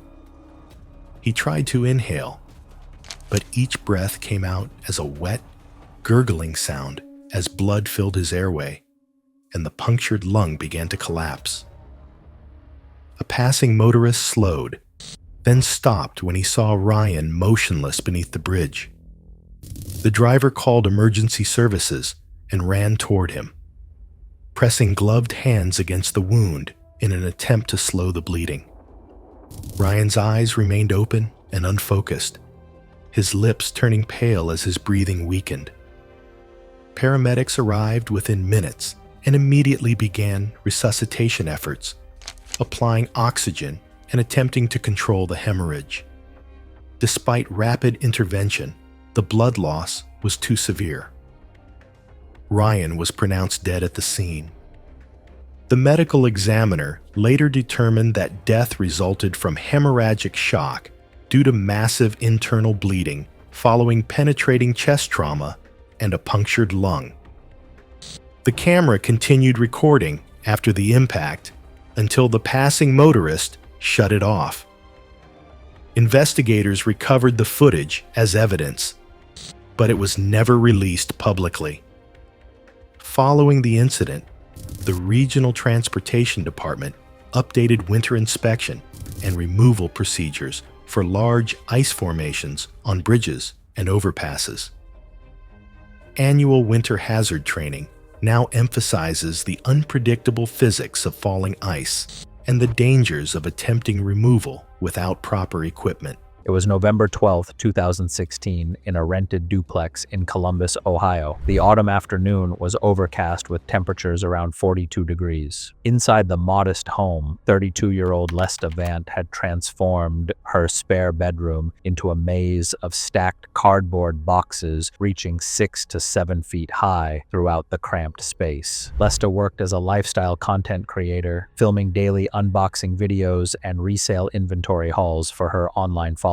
Over 18 months, her hobby evolved into a full-time operation that consumed nearly every inch of the spare room. She never invested in proper shelving, instead allowing boxes of varying sizes and weights to accumulate in precarious, freestanding columns. The narrow pathways between these unstable towers measured less than 18 inches wide. Boxes contained everything from bulk reference books and small appliances to electronics and household goods, creating uneven weight distribution. Many lower cartons showed visible bowing along their seams, the corrugated layers permanently compressed from sustained pressure and long-term stacking stress. That evening, Lesta announced a special live stream she called her 24-hour sorting challenge, promising viewers she would organize the entire inventory collection in one marathon session. She positioned her camera at the doorway, angling the lens lens to capture the cluttered workspace. The lighting was dim, provided only by a single overhead fixture and recording lights. Several stacks leaned subtly toward one another, creating shared pressure points where columns relied on adjacent piles for lateral stability. The air felt heavy with dust and stale cardboard fibers, disturbed each time a box shifted slightly under load. When Lesta climbed onto a lower stack to reach upper boxes, she shifted her full weight onto a poorly balanced column. The bottom layer, already weakened by prolonged compression, shifted outward under the added force. Cardboard fibers that had gradually lost rigidity failed under dynamic load. The collapse triggered a rapid cascade as the vertical stack gave way. Adjacent towers, destabilized by the initial failure, fell in sequence across the narrow room. The domino effect converted isolated instability into full room collapse. Lesta became pinned against the wall and floor as an estimated 600 to 900 pounds of inventory settled across her torso. The concentrated weight restricted chest expansion, preventing adequate breathing and limiting any meaningful movement. The live stream camera continued recording from the doorway, though the angle provided limited visibility. Viewers assumed the feed had frozen. A neighbor heard the crash, but dismissed it as routine movement of stored items. Roughly 45 minutes later, concerned viewers requested a welfare check. Emergency responders began systematic removal of debris. Fire personnel noted the absence of shelving anchors, wall bracing, or weight planning. Investigators also documented that several stacks had been leaning for weeks, supported only by friction and neighboring columns rather than stable framework. By the time she was uncovered, the room's contents had compacted into a flattened mass, reflecting progressive instability rather than sudden anomaly. No single box was unusually heavy. Investigators determined the fatal condition resulted from cumulative load without structural reinforcement. Cardboard under sustained compression loses rigidity and lateral resistance. The medical examiner later ruled the cause of death as compressive asphyxia. The sustained weight across her chest and upper abdomen prevented normal respiratory expansion, restricting oxygen intake until hypoxia led to cardiac arrest. There were no catastrophic internal injuries, no single crushing blow. Instead, the prolonged mechanical restriction of her rib cage made effective breathing impossible. The room had exceeded its limits long before the final shift. What appeared manageable on camera had been structurally compromised for months, requiring only one redistribution of weight to turn storage into collapse. It was June 8th,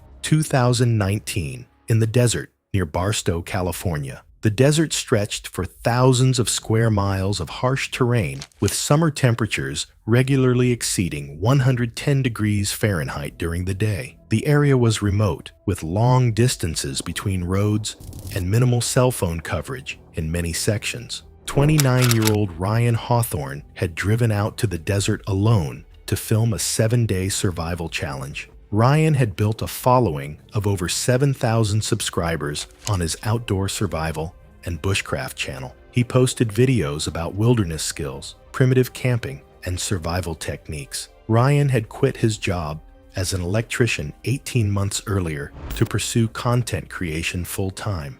He prided himself on his knowledge of survival tactics and his ability to endure harsh conditions. The challenge was straightforward: survive alone in the desert for 7 days with minimal supplies, demonstrating water procurement, shelter building, and desert navigation skills.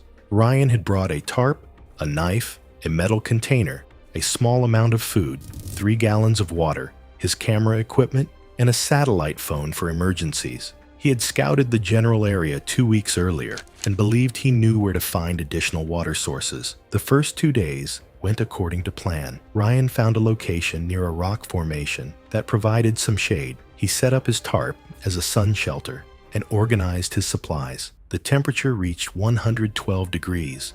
He rationed his water to about half a gallon per day and filmed segments about desert plants and survival priorities. He appeared confident and in control. The 5th day was critical. Ryan woke up severely dehydrated. His morning update showed him struggling to speak clearly. His eyes appeared sunken, and his movements were slow. He had less than half a gallon of water remaining. He told the camera he was going to make an attempt to find water at a location about 4 miles away where he thought there might be a cattle tank. He He packed his remaining water, the satellite phone, and one camera. Ryan began hiking, filming periodically as he walked. The footage showed him moving slowly, stopping frequently to rest. By midday, the temperature had reached 115 degrees. Ryan's speech and his updates became increasingly slurred and confused. He mentioned feeling dizzy and nauseous. Ryan continued filming for another few minutes, speaking directly to the camera. He said he had made a mistake and should have stayed at his shelter. His words were barely coherent.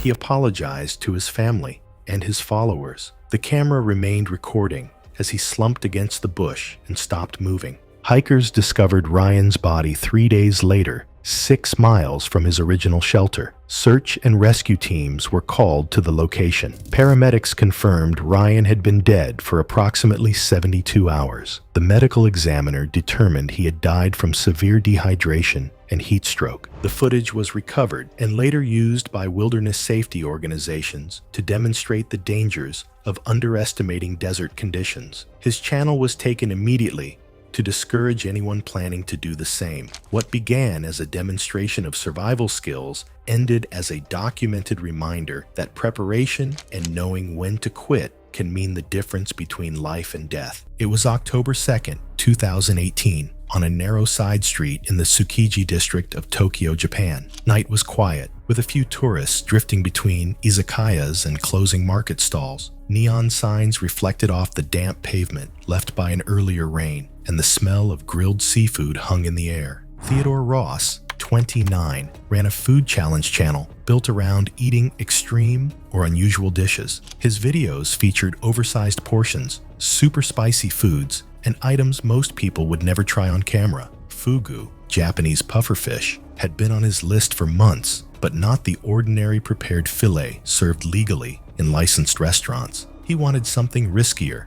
and more shocking to his audience: the liver, known to contain tetrodotoxin and prohibited from being served in Japan. He had researched the risks beforehand and knew that chefs undergo years of training and licensing strictly to avoid poisoning diners. He also knew the liver is specifically banned because even trained chefs cannot safely prepare it. Despite this, he arranged through a contact to visit a small, unlicensed stall that allegedly provided it off-menu for cash. That evening, he arrived at the stall. It was run by an older man with no posted certifications and no restaurant signage. Theodore paid in cash, about $150, and the vendor stepped into the back for several minutes before returning with a small plate of thin, translucent slices of fish. There was no formal presentation, just a dish placed on the counter. Theodore set his handheld camera up and filmed casually, speaking into the microphone about how this is the real fugu danger zone. He ate the slices one by one, commenting mostly on the texture and faint flavor. He didn't immediately feel strange, and after finishing the plate,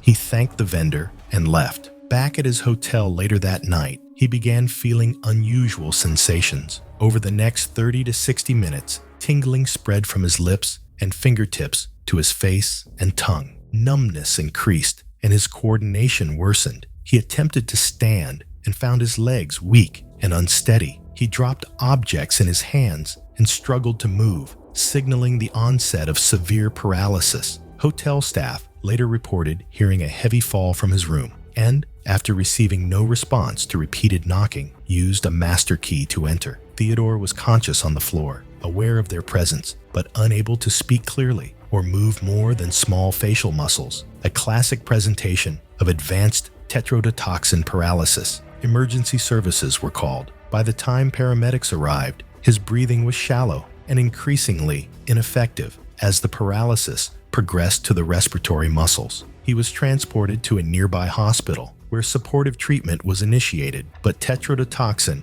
has no specific antidote, and the severity of his paralysis overwhelmed attempts to stabilize him. He was pronounced dead later that night. Toxicology testing confirmed tetrodotoxin poisoning consistent with consumption of pufferfish organs. Investigators attempted to locate the food stall and vendor involved, but despite inquiries in the area, the individual could not be identified or contacted. The death was ruled accidental, resulting from ingestion of highly toxic fugu parts obtained and prepared outside Japan's legal regulatory system. The case circulated widely as a warning, not just about fugu, but about the growing pressure on online creators to escalate risks for views. The biological danger of tetrodotoxin is absolute. Tiny amounts can be fatal, and no filming opportunity or extreme challenge changes that reality. It was August 23, 2016. The afternoon sun blazed over Seoul's Gangnam district, where sleek commercial buildings reached into cloudless skies.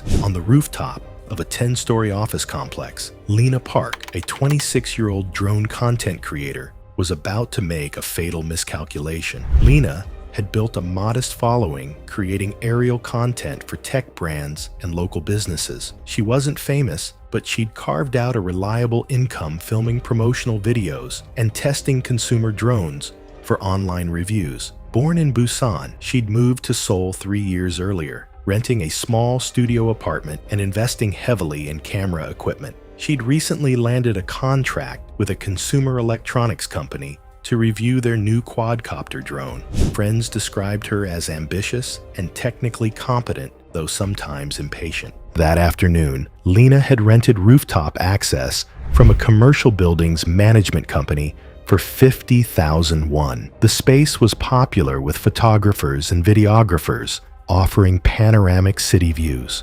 Friends she was messaging said that she planned to film herself controlling the drone, while simultaneously recording on a selfie stick, a technique she'd used successfully dozens of times before. Her new drone featured obstacle avoidance sensors and could reach speeds of up to 45 miles per hour in sport mode, which disabled obstacle avoidance. Commercial rooftops in Seoul's business districts are cluttered with infrastructure, HVAC units, ventilation systems, satellite dishes, and electrical boxes create a maze of obstacles across tar paper surfaces, while safety railings are often minimal or poorly maintained in older buildings designed before modern safety codes. By 3:15 in the afternoon, Lena had launched her drone and was holding a smartphone on a selfie stick with one hand while a belt-mounted controller rattled in the other. The drone began drifting toward the building's edge.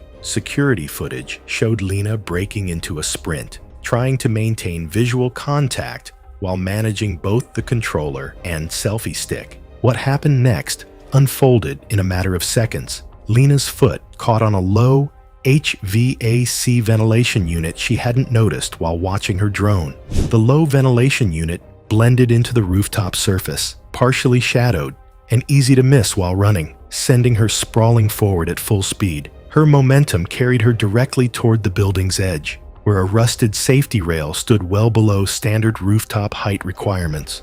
Lena's body struck the inadequate railing at hip level. The corroded metal bent backward under her weight, offering no resistance. The selfie stick, still recording, captured her tumbling forward into empty space. She rotated mid-air before impact. Her body struck the concrete alley below. A building security guard stationed near the stairwell landing witnessed the fall. He immediately called emergency services at 3:16 in the afternoon. Narrow alley access and confusion over the rented rooftop's official address slowed the ambulance.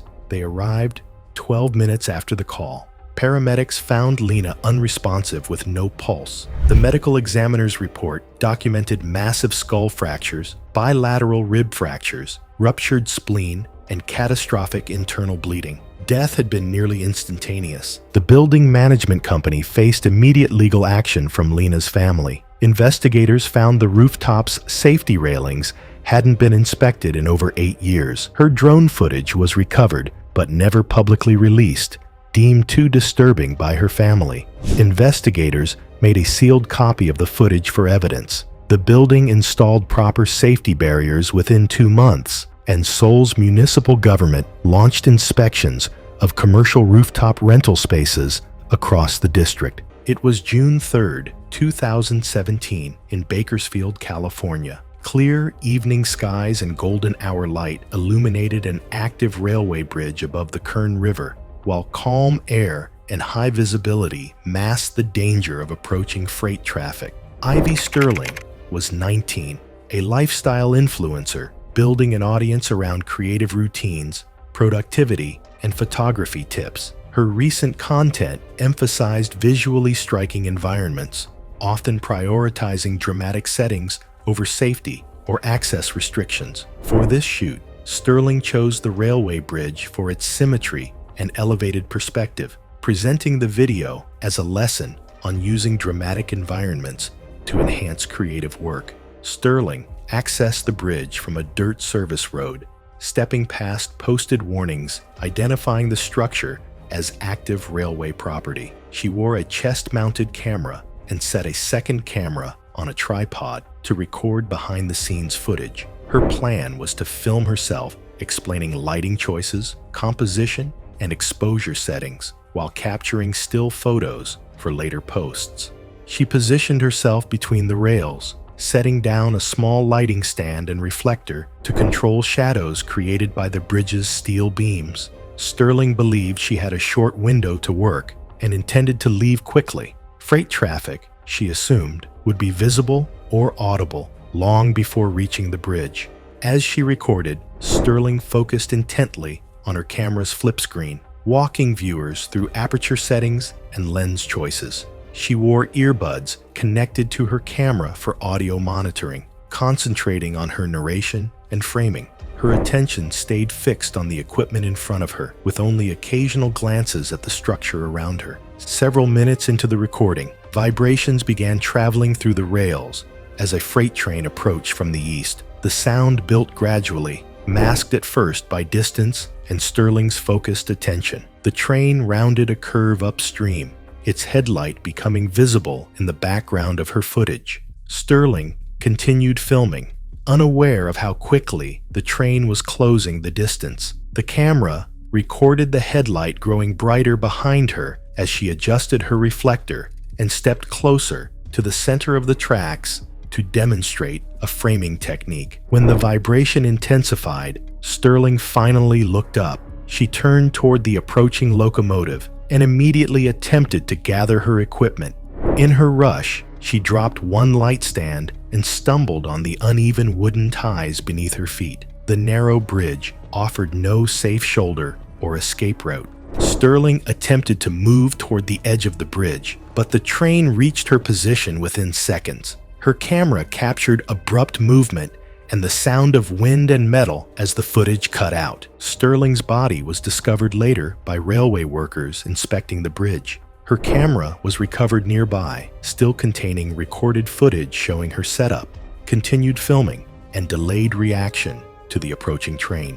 Investigators determined Sterling died from massive trauma caused by the locomotive impact. The footage confirmed she had remained on active tracks for filming despite visible warning signs and clear sight lines.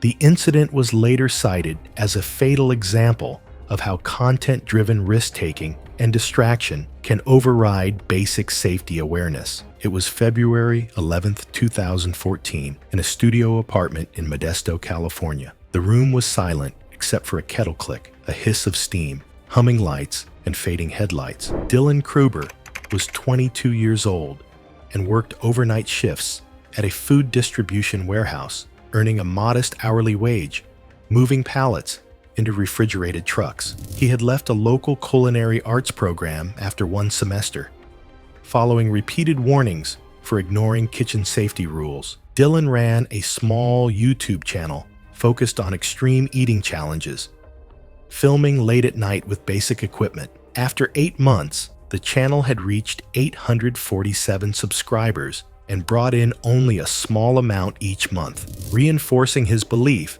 that pushing further was the only way to be noticed. The apartment's galley kitchen measured 6 feet by 4 feet, with a single electric burner and a countertop that doubled as his filming surface. Dylan's previous videos included consuming raw habanero peppers, drinking expired milk, and attempting to eat a stick of butter in under 2 minutes. He had researched competitive eating techniques online, but possessed no formal training in food safety or first aid. The ceramic bowl he selected that evening held approximately 16 ounces and had been purchased from a dollar store 3 weeks prior. That Tuesday evening, Dylan announced his intention to break what he claimed was an unofficial boiling ramen speed-eating record. He had measured 2 cups of tap water into his electric kettle and waited for it to reach full boil. Weather conditions were irrelevant, but the apartment's heating system had been malfunctioning for weeks, keeping indoor temperatures around 58 degrees. The low temperature offered no meaningful protection once the boiling water contacted his airway. He had positioned the camera 18 inches away at table height, providing an unobstructed view of his face and upper torso. The kettle clicked off at full boil just before he poured. Dylan poured the water directly over a brick of dry ramen noodles at approximately 8:47 p.m., according to the camera's timestamp. The ceramic bowl conducted heat efficiently, making it painful to handle within seconds. The steam curled toward his eyes, stinging slightly, but he barely noticed as his hands trembled with excitement. The first mouthful of boiling water caused immediate contact burns to his lips and tongue. Dylan's reflexive gasp drew scalding liquid and steam directly into his larynx and trachea. Rather than stopping, he tilted the bowl further, forcing several ounces of boiling water down his esophagus. The thermal shock triggered violent retching, expelling the liquid across his face and neck, where it caused second-degree burns to exposed skin. Swelling in his throat tissue began within 30 seconds. Dylan clawed at his neck as his airway narrowed, producing high-pitched stridor sounds as air struggled to pass through the constricted passage. He fell from his chair at 8:49 p.m., landing on the linoleum floor, where he remained for the duration of the incident. The camera continued recording as his face and neck visibly expanded from internal swelling. His breathing became increasingly labored over the next 12 minutes. The thermal damage had caused his epiglottis and surrounding tissues to swell, gradually sealing his airway completely. By 9:01 p.m., all movement had ceased. His landlord discovered the body the following morning after Dylan failed to report for his warehouse shift. The coroner's report identified third-degree burns throughout the oral cavity, pharynx, and upper esophagus, with the mucosal lining completely destroyed in several areas. The cause of death was asphyxiation due to airway obstruction from thermal injury-induced edema. The unedited footage was provided to investigators and later used in workplace safety training programs. Dylan's former co-workers established a memorial fund that distributed burn prevention materials to local vocational schools for 3 years. It was August 19, 2015, on the top level of a 14-story parking structure in downtown Chicago, Illinois. The late afternoon sun cast long shadows across the concrete surface as temperatures reached 82 degrees. Weather reports had recorded intermittent wind gusts throughout the day, with sustained speeds around 12 miles per hour and occasional bursts reaching 18 miles per hour. 22-year-old Rilla Spoke had gained a modest following as a fitness and parkour content creator, specializing in high-altitude balance demonstrations and urban climbing challenges. Her videos typically featured dramatic stunts performed on rooftops and elevated structures throughout the Chicago area. Rilla was known for refusing to use safety harnesses or protective equipment, believing that such precautions diminished the authenticity of her performances. That evening, Rilla had announced a special sunset live stream from what she described as one of the city's most scenic elevated locations. She had chosen the parking structure for its unobstructed views of the downtown skyline and its accessibility without requiring permits. The top level featured a concrete perimeter wall approximately 3 feet high, topped with concrete ledge that measured roughly 8 inches in width. Rilla wore fitted athletic clothing and flat-sole sneakers that had become worn from previous climbing activities. She carried a handheld camera stabilizer, which added approximately 2 pounds of weight to one arm and required careful coordination to maintain both camera stability and personal balance. As the sun began to set, Rilla positioned herself on the narrow concrete ledge that ran along the building's perimeter. The ledge provided minimal surface area for foot placement, requiring precise weight distribution and constant micro-adjustments to compensate for external forces. A thin layer of dust and fine grit grit had accumulated on the ledge surface from vehicle exhaust and ambient urban particulate matter. Rilla began her routine by walking along the ledge while filming the skyline behind her. To achieve dramatic camera angles, she positioned her body partially over the edge of the building, with her heels resting on the narrow concrete surface and her torso extending outward over the 14-story drop. This positioning maximized the visual impact but significantly reduced her margin for error. During the filming sequence, a wind gust stronger than the prevailing conditions pushed against the extended camera stabilizer, creating unexpected rotational force on her arm and upper body. The sudden pressure shifted her weight distribution beyond the narrow balance point provided by the concrete ledge. Her worn sneakers lost traction on the dust-covered concrete surface as her heels slipped from the narrow support. Rilla fell approximately 140 feet from the top level of the parking structure to the concrete surface below. The impact occurred in a loading area adjacent to the building. Emergency medical services arrived within 6 minutes of receiving the initial call from witnesses who had observed the fall from street level. Paramedics immediately began resuscitation efforts, but the severity of the injuries made successful intervention impossible. Rilla was pronounced deceased at the scene. Authorities ruled the death accidental, citing multiple blunt force injuries from a high-altitude fall. The police report highlighted hazardous wind conditions and missing safety gear as contributing factors to the fatal incident during a risky activity. The parking structure was temporarily closed for investigation but reopened the following day. No criminal charges were filed, and the case was officially closed. It was September 12, 2015, in a cluttered apartment kitchen near a large college campus. The heat made the cramped space stifling, and the scent of hot sauces and dried peppers hung thick in the air. Laptops, ring lights, and a plate of 10 ghost peppers, each measuring close to 1 million Scoville units, sat ready on the counter. Kaylee Lane, 23, had built a reputation as a fearless extreme spice challenger.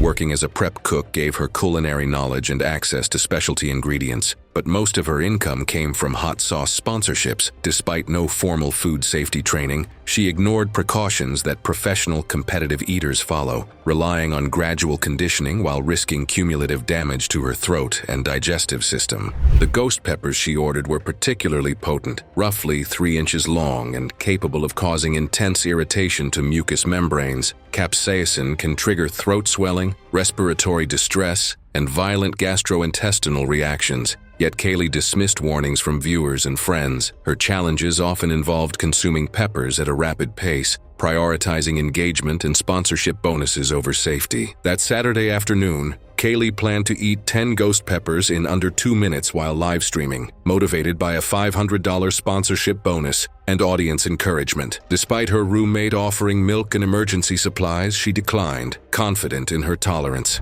As the stream began, she quickly consumed the first few peppers, but by the fourth, her throat began swelling. Her speech slurred, and the burning intensified, yet she continued, determined to complete the challenge. By the 7th pepper, Kaylee's throat was severely inflamed and her airway dangerously constricted. She began making choking sounds and frantically reached for water, but the liquid only spread capsaicin further. Her movements grew erratic, knocking over the water glass and laptop as panic set in. Viewers posted urgent warnings in the chat, but Kaylee was already beyond responding as her body went into respiratory distress. Kaylee collapsed onto the kitchen floor after choking on partially chewed pepper as swelling rapidly worsened. Jean rushed in, immediately calling 911 and attempting CPR, but the obstruction and severe inflammation made basic life-saving measures impossible. The live stream continued recording until Jean shut off the laptop. Paramedics arrived minutes later to find Kaylee in full cardiac arrest, her throat visibly swollen,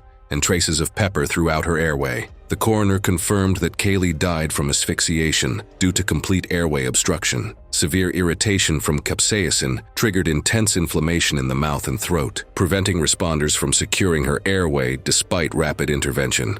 Toxicology tests confirmed no drugs or alcohol contributed to her death. Her passing was entirely the result of the physiological effects of extreme capsaicin exposure. The live stream platform removed the video and implemented policies restricting extreme food challenge content. Kaylee's family established a foundation to promote food challenge safety and educate creators on the risks of extreme spice consumption. The sponsoring hot sauce company faced public backlash and quietly withdrew from extreme challenge marketing, though they bore no legal liability. The incident remains a stark example of the dangers of viral content ambition overriding basic safety.